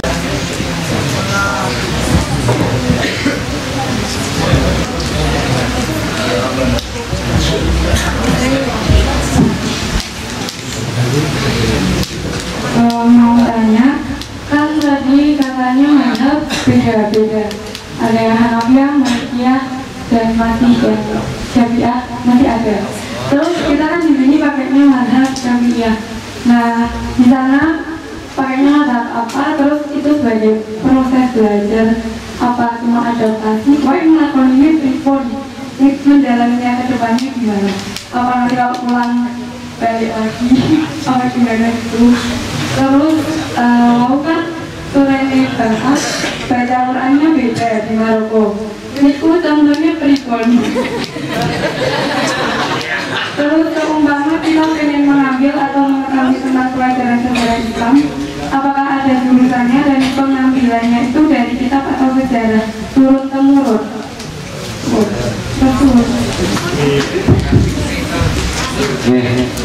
Tentang madhab ini, madhab yang jadi ting Maroko niku madhab Maliki. Tapi ya kita tetap Syafi'i lah, tetap kayak ubudiyah kita, terus sholat kita, ubudiyah kita, terus ya secara hukum lah kita tetap Syafi'i. Tapi kalau Indonesia sendiri itu dikatakan Syafi'i umurnya aslinya ya enggak. Malah kita itu pemikiran lebih terbuka di sana. Apa atau Syafi'i, apa atau Maliki. Jadi ketika saya di Maroko, saya juga sholat menurut Syafi'i. Terus zakatnya saya juga zakat Syafi'i. Nah, yang susah itu kalau kita masuk kelas. Gara-gara orang Maliki, terus Maroko itu termasuk fanatisme Maliki ya. Nah, orang-orang Maliki yang fanatisme Maliki itu agak gak senang sama orang Syafi'i. Jadi kalau kita masuk ke kelas itu malah banyak banget tantangan di sana. Sering banget dibully. Jadi Syafi'i yang kuliah di Syafi'iyah yang kuliah di Maroko itu sering banget dibully sama orang Malikiyah.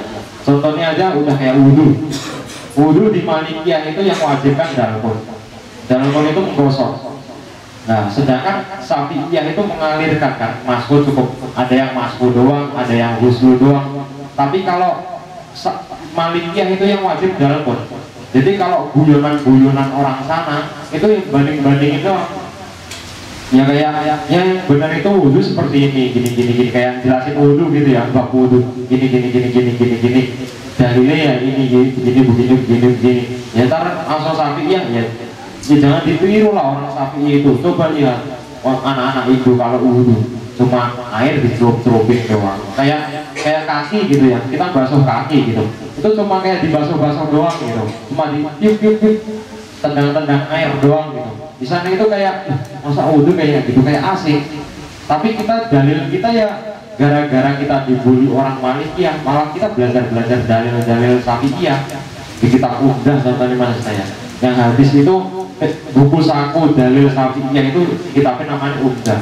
Jadi sebelum masuk gitu, ntar kalau bahas wudhu gitu kita baca dulu, oh ini dalilnya gini, Syafi'iyah ngambilnya begini.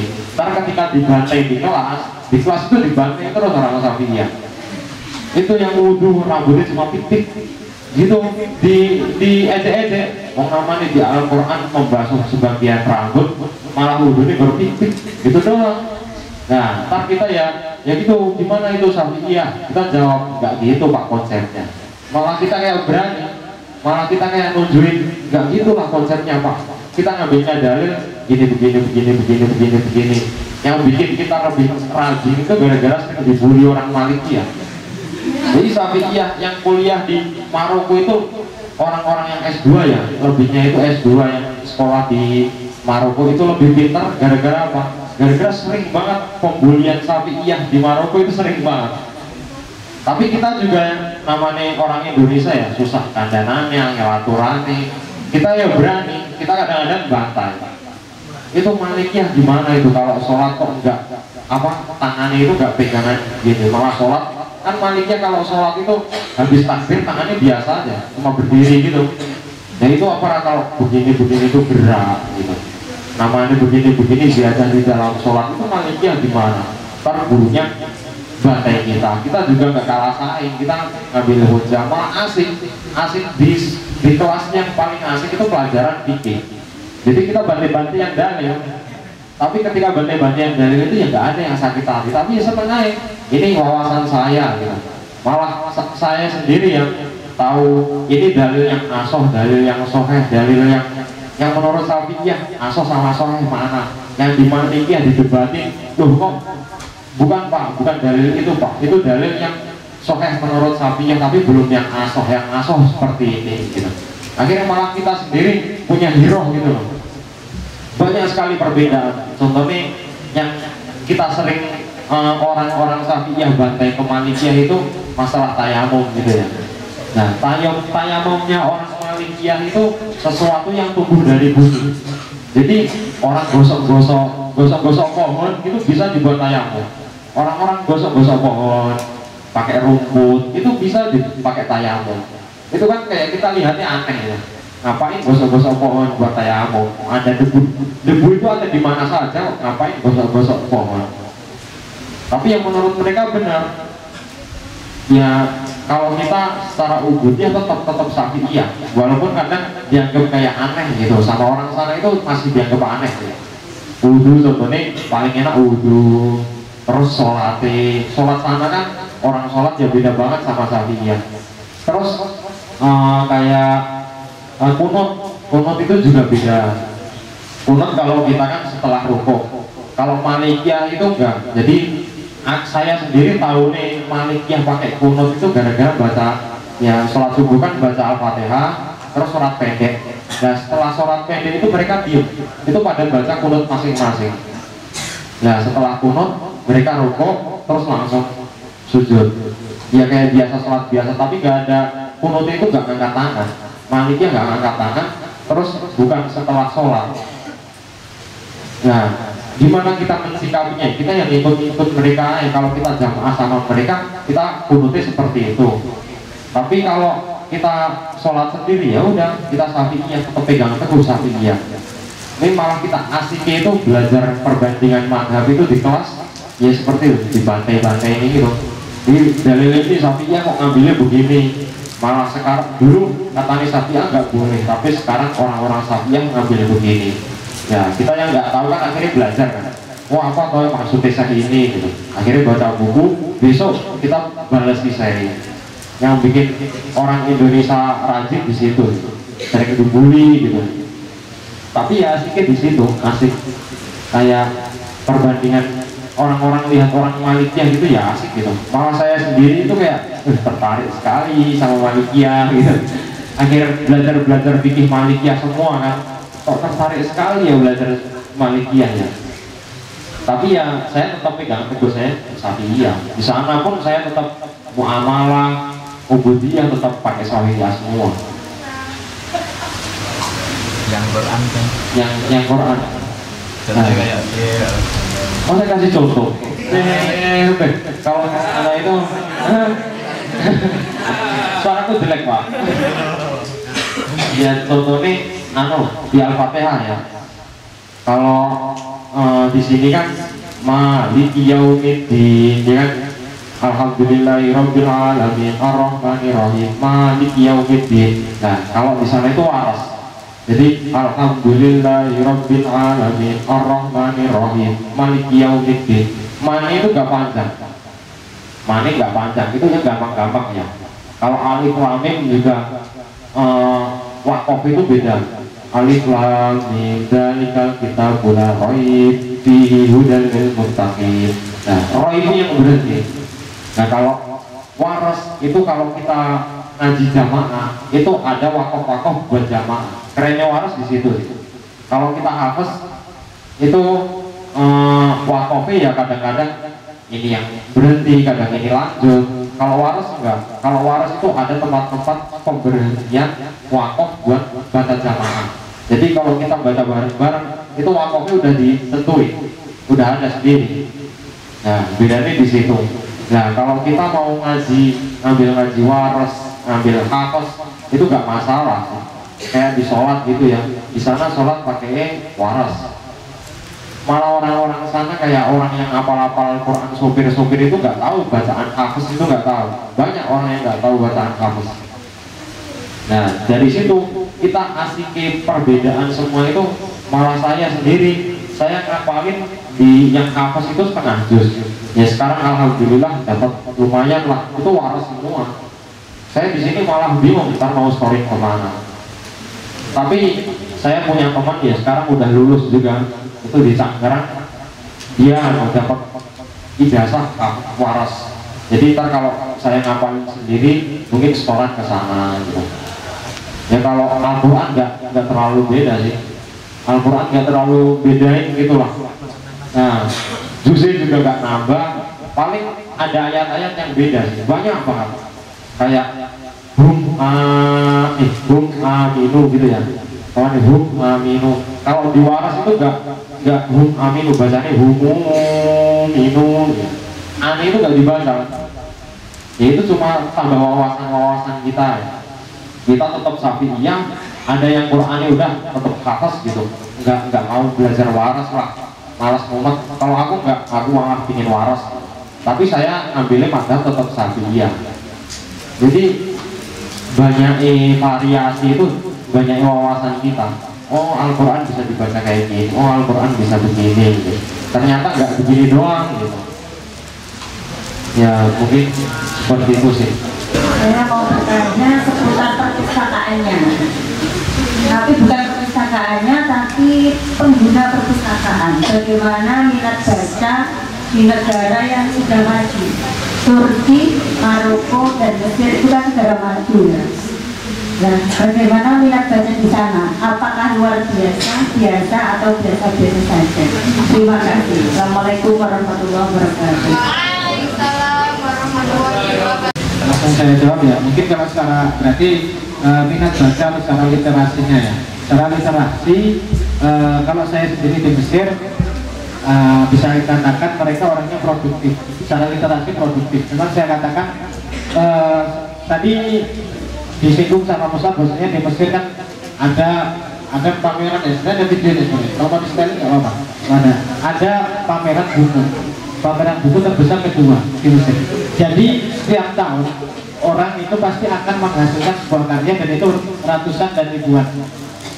Terus secara dalam produktivitas dalam pembuatan buku dan dalam minat baca untuk orang pelajar ya. Dan kita jangan samakan pelajar dan orang awamnya ya. Kalau secara orang awam ya seperti kita ketemu di sini di orang pasar dan lain-lainnya kan mereka tidak orang membaca. Tapi kalau secara orang pelajarnya dalam minat baca mereka lebih tinggi, dan semangat untuk membantah, untuk melawan tulisan seseorang itu mereka lebih semangat. Nah, jadi mau nggak mau mereka pasti akan membaca bukunya, dan kemudian jadi kadang satu buku, orang membaca buku nanti ada nangkepnya, ada orang yang membandingkan, ada orang yang mengomentari seperti itu. Jadi minat, saya katakan kalau di Mesir minat baca masih tinggi. Kalau dibandingkan di Indonesia ya kalau di Indonesia bagaimana? Sangat harus tahu sendiri bagaimana minat baca orang di Indonesia. Terus itu yang secara literasi secara umum. Kalau secara literasi yang berhubungan dengan agama, pengajian seperti tadi saya katakan masih banyak dan lain-lainnya. Itu secara di Mesir seperti itu. Mungkin kalau di Maroko dan Turki bagaimana? Kalau mungkin di Maroko itu minat baca bagi orang-orang akademis sih. Jadi orang-orang yang berakademik, orang-orang pelajar itu minat bacanya banyak. Karena orang-orang sana ya seperti katakan Mas Asman, senang banget mengomentari karya buku seseorang, terus mengomentari karya buku seseorang itu paling senang. Jadi ketika orang launching buku itu gimana caranya, aku ingin komentari gitu. Nah, caranya komentar kan baca buku ini, terus butuh referensi dari mana. Jadi minat baca di sana itu ya dikatakan buat orang akademisik bagus, tapi kalau kita menghubungi seluruh orang Maroko kayak kurang. Paling ya mungkin koran baca apa gitu ya mungkin masih banyak. Tapi kalau baca di perpustakaan itu kurang. Kalau buat orang-orang awam, orang biasa, bagi orang akademisik bagus. Mungkin. Kalau orang Turki, mereka suka karena sejarah mereka sangat besar, jadi mereka lebih ya suka baca, tapi akademis lain juga, sejarah tentang sejarah seperti itu. Kalau kita seperti itu sepertinya kurang, lebih ke akademik seperti itu lebihnya. Iya, terima kasih. Pertanyaannya ada dua pertanyaan dan satu permintaan ya. Masa pandemi, terus suka juga tentang masa pandemi ya. Kalau di sana itu pandemi itu awal-awal doang sih. Jadi waktu awal itu lockdown full, nggak kayak Indonesia ya. Indonesia kan kayak lockdown setengah, buka lagi, lockdown setengah, buka lagi. Kalau di sana nggak, lockdown full, terus bukanya dikit sampai sekarang itu alhamdulillah kayak corona itu udah nganggepnya film biasa lah. Orang kalau sakit ditangani, kalau nggak sakit ya udah positif isoman nggak ada, terserah kamu. Yang penting kalau kamu bergejala, kamu ke rumah sakit diobatin udah selesai. Jadi udah nganggep kayak virus biasa. Kalau sakit diobati, kalau nggak sakit ya corona kayak nggak bisa dicegah. Datang ya semuanya datang adep-adepan ya tiba-tiba positif nggak tahu kan. Jadi di sana udah kayak stop informasi, udah apa itu sembarang udah kayak nggak anggap, masker udah dilepas, udah enak, nggak sengeri Indonesia. Kalau sekolah di sana itu dari ya di mana-mana tetap daring. Tapi Maroko itu termasuk negara yang belum maju. Jadi di sana itu orang pakai Zoom masih takut. Jadi pemerintah sana itu pakai Zoom takut. Akhirnya kita sekolahnya gimana? Kita sekolahnya pakai WhatsApp. Jadi makalah nulis di WhatsApp gitu. Udah gak efisien sih. Takutnya itu karena sebab takut itu kayak pemerintah itu nggak mau berkas-berkas tentang pemerintah ya, berkas-berkas tentang pemerintah itu sama sekali nggak dimasukin ke media sosial. Jadi Maroko itu termasuk negara yang kayak ngurus birokrasi itu masih pakai buku.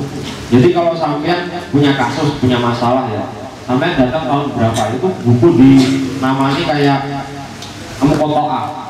Tempat Mukotoa itu tempat legalisir, itu berkas kok isinya. Jadi satu ruangan itu masih kayak zaman dahulu. Di setiap kecamatan itu ada Mukotoa, di setiap desa itu ada Mukotoa. Dan di Mukotoa itu berkas-berkas masih tulisan tangan semua. Jadi Maroko itu masih menggunakan cara-cara yang lama, cara-cara Prancis yang lama. Jadi kalau mereka itu menggunakan teknologi itu kayak Zoom, itu katanya, ya saya nggak tahu ya, tapi kata orang Maroko sendiri itu pemerintah takut mau pakai Zoom. Akhirnya cuma WhatsApp gitu, cuma diketikin pakai WhatsApp, ntar ngirim PDF tuh baca sendiri, udah nggak efisien. Yang penting ketika ujian huduri, ketika ujian itu wajib hadir. Terus ujiannya digilir gitu. Yang minggu ini kelas 1, yang minggu ini kelas 2, yang minggu ini kelas 3.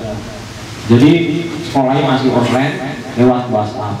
Saya sendiri ya sekolah cuma 5 bulan, 2 tahun kuliah di sana, sekolah cuma 5 bulan. Tiba-tiba ya pulang, udah selesai.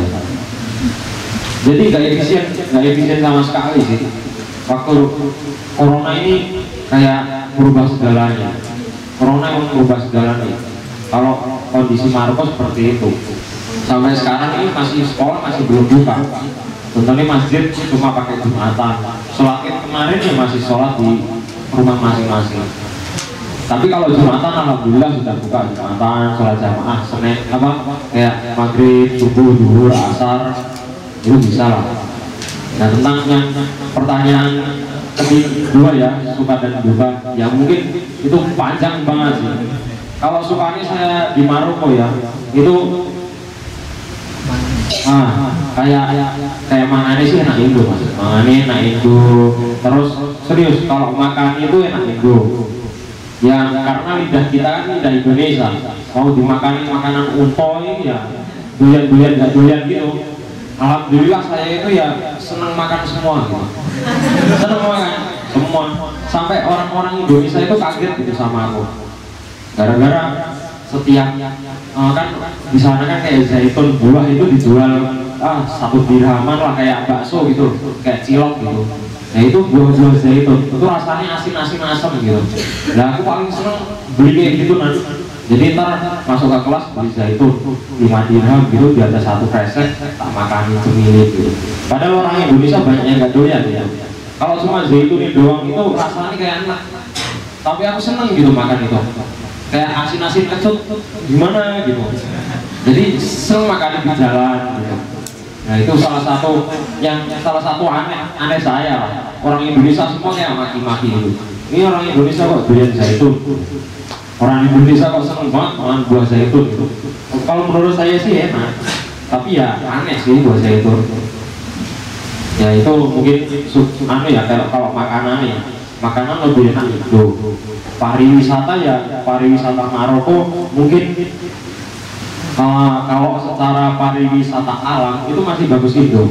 Di sana itu bagus kayak pariwisata yang dibuat sendiri gitu. Jadi di Maroko itu ada ya kota saya sendiri ya, Casablanca. Casablanca itu, Casa itu kota, Blanca itu putih. Nah kenapa kok dinamain Casablanca? Gara-gara catnya itu semua putih semua. Jadi ketika kita keluar suko, keluar apartemen itu udah putih semua, keluar kampus juga putih semua, bangunannya putih semua. Nah ntar ada lagi yang makamnya Syekh Jazuli itu, Imam Jazuli pengarang dari Al-Khairat itu, beliau dimakamnya di Marrakesh. Marrakesh itu artinya dalam bahasa Berber itu tanah merah. Jadi di sana itu bangunannya merah semua. Kayak di manja itu dimatain apa? Mata itu dimanjain gitu. Wah lihat bangunan merah semua di Marrakesh. Ntar di Casablanca putih semua. Di Sersawan itu biru semua. Enak banget dilihat, mata itu enak banget. Nah sukanya seperti itu. Terus apa? Ya ceweknya di sana lebih cantik ya. Nah, itu sih yang suka banget dari Maroko itu. Cuaca juga di sana mendukung dingin terus. Tapi yang paling bikin suka itu ceweknya lebih cantik gitu. Iya, makanya bulan. Nah, kalau masalah duka mungkin diantara Mas Rasna, aku, Mbak Abu itu duka paling banyak aku sih. Nah serius, duka paling banyak itu ya contohnya ngurusin berkas sendiri gitu. Coba sampean sampean berdua gitu sama senior sampean itu Kementerian Agama Maroko, ya Kementerian Agama Indonesia di Jakarta gitu. Sendirian 2 orang, sampean main ke Kementerian Indonesia, sampean harus ngomong apa tuh di sana? Nah, ya saya itu seperti itu, saya ngurus berkas sendiri itu ke Kementerian Agama Maroko di sana. Bukan pakai bahasa Indonesia, pakai bahasa Arab. Terus itu masalahnya, nggak usah diceritain lah, kamu nggak mungkin. Ntar kalau aku ceritain, sampai nggak mungkin mau berangkat ke Maroko, serius.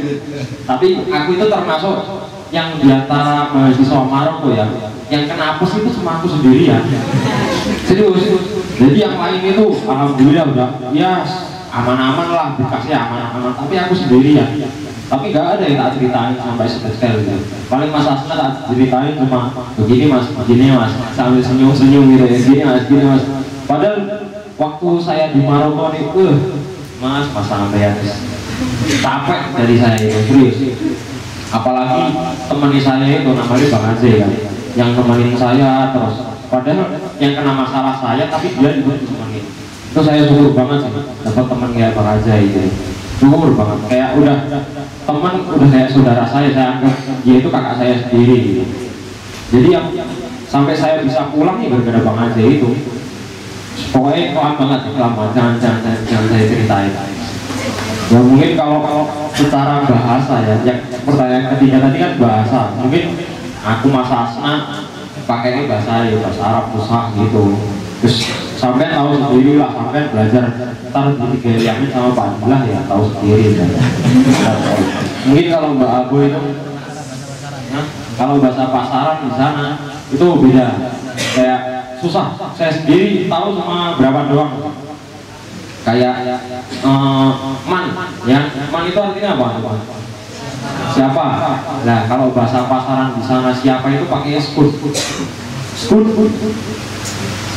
Pakai skut. Beda Pak. Kalau Maroko udah beda sama Mesir juga beda. Pakai skut. Nah terus kalau berapa harga gitu ya, Pak ini korek berapa gitu ya, harganya berapa gitu. Ini saya kalau sampai bilang apa kam gitu ntar lu kok ngambil satu ntar diambilin lagi kam gitu malah diambilin lagi korek. Jadi pakai di sana sal gitu. Jadi beli korek satu sal CD dua sal CD 2 dirham 1 dirham. Nah ntar satu pakai bahasa Prancis sih, kalau itu pakai bahasa Prancis, blue, tri, trois. Aku nggak hafal juga itu, udah nggak hafal. Kalau Maroko beda gitu bahasa. Terus apalagi ya, banyak sih. Saya sendiri kalau bahasa pasaran itu sama ngobrol sama orang Maroko gitu masih dikit-dikit. Jadi udah susah kalau nggak bisa susah aku ajari dikit-dikit lah gitu. Sampai sekarang ya belum bisa lancar gitu. Tapi kalau dengerin orang bisa paham. Tapi kalau ngomong itu belum bisa. Ya mungkin kalau Mbak ini yang lebih jago bahasa Turki, mungkin ngomong dari awal bahasa Turki Pak. Yang pertama kan tentang pandemi, tadi pandemi. Kalau di Sulaiman itu sistemnya itu terkadang nggak bisa direncanakan dan kadang kita juga bingung. Cuman Sulaiman itu berani, jadi kita kan manggil ustadz-ustadznya abi gitu. Kalau ya hoja. Kita itu waktu pandemi vakum selama 3 bulan daring. Jadi abi itu buat sebuah situs di mana di situ seluruh bahkan sampai Sulaiman yang di Indonesia itu harus masuk ke situs itu. Jadi absennya itu otomatis kalau misalkan tidak buka situs itu, kitab itu ketika hari itu udah kelihatan gitu. Jadi kita harus buka satu seperti itu selama 3 bulan dan setelah itu kita masuk bener-bener kayaknya satu-satunya entah ya gimana. Tapi kalau di Turki satu-satunya sekolah yang masuk bertatap muka itu Sulaimaniyah gitu.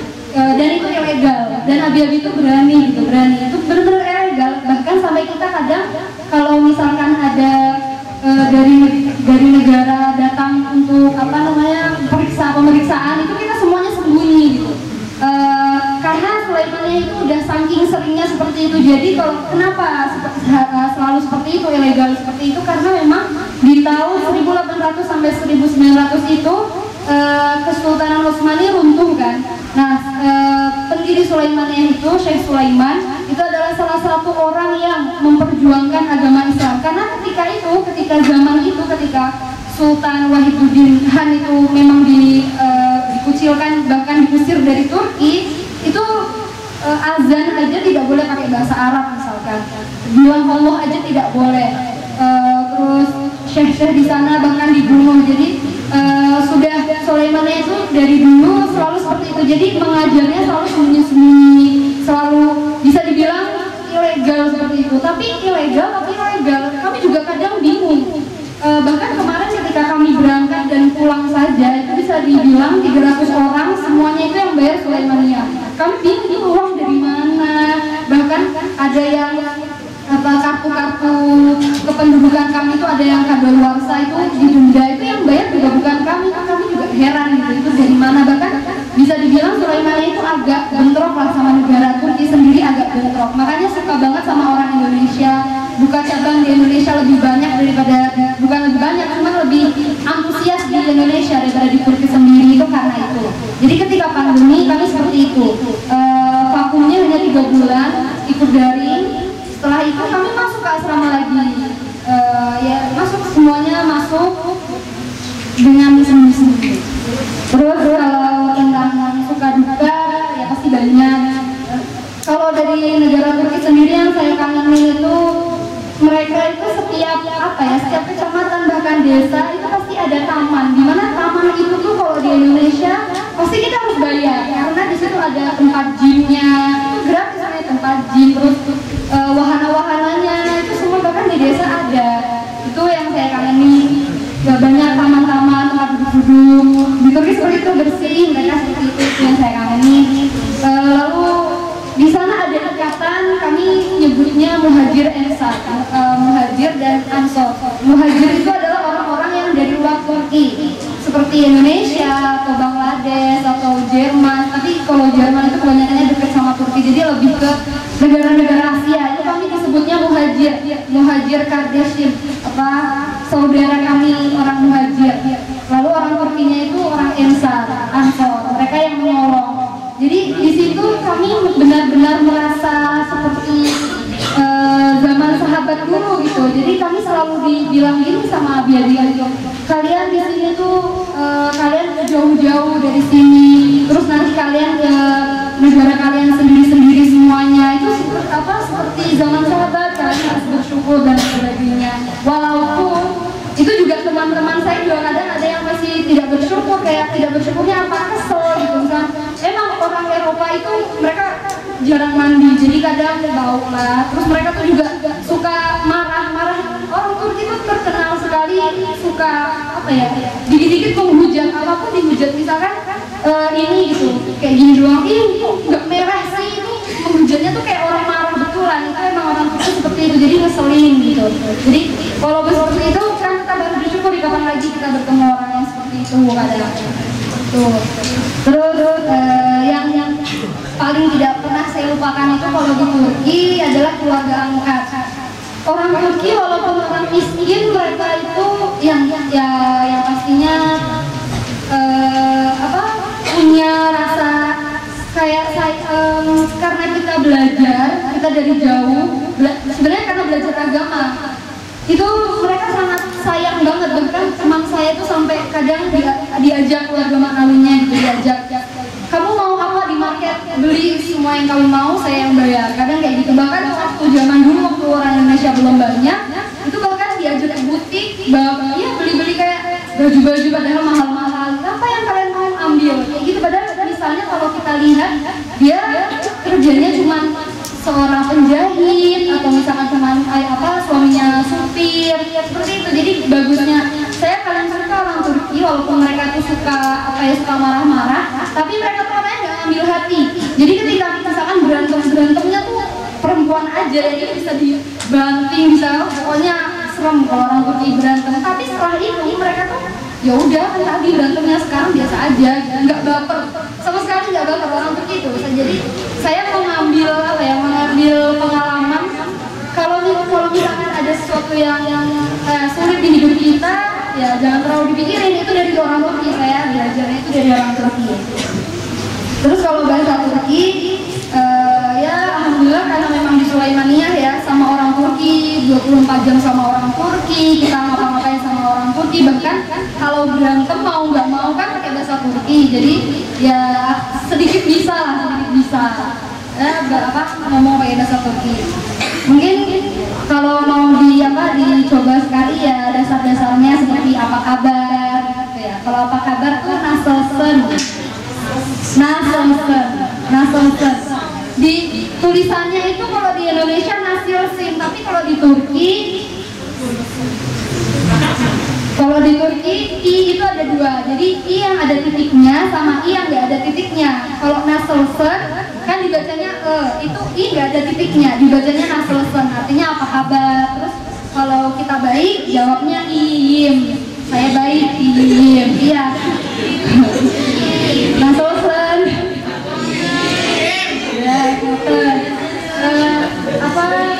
sebenarnya kalau dibandingkan, kalau misalkan kita baru belajar bahasa Turki, bahasa Inggris sama bahasa Arab, katanya itu bahasa Turki susah karena dia SPOK-nya sendiri aja itu beda banget.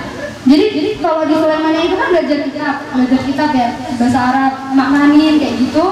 Itu kita kalau maknain nanti harus setiap katanya itu harus ditulis angka-angka 1, 2, 3 karena nanti ketika mengartikan itu dari belakang, habis itu ke depan, habis itu ke tengah, loncat.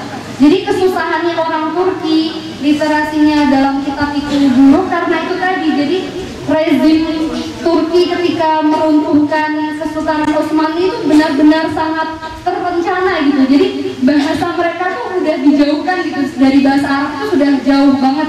Jadi mereka tuh kurang suka, emang nggak bisa gitu, susah gitu. Orang kita aja yang mana kan kita orang Indonesia gitu ya, maknain kita bahasa Arab, maknainya pakai bahasa Turki, itu pun bahasa Turkinya kadang bahasa Osmanlı itu kayak Jawa kalau yang udah nggak terlalu dipakai kayak gitu. Jadi kadang kesusahannya di situ. Jadi mereka sendiri kurang suka belajar kita karena itu bahasanya udah jauh banget. Ya, yang dari saya.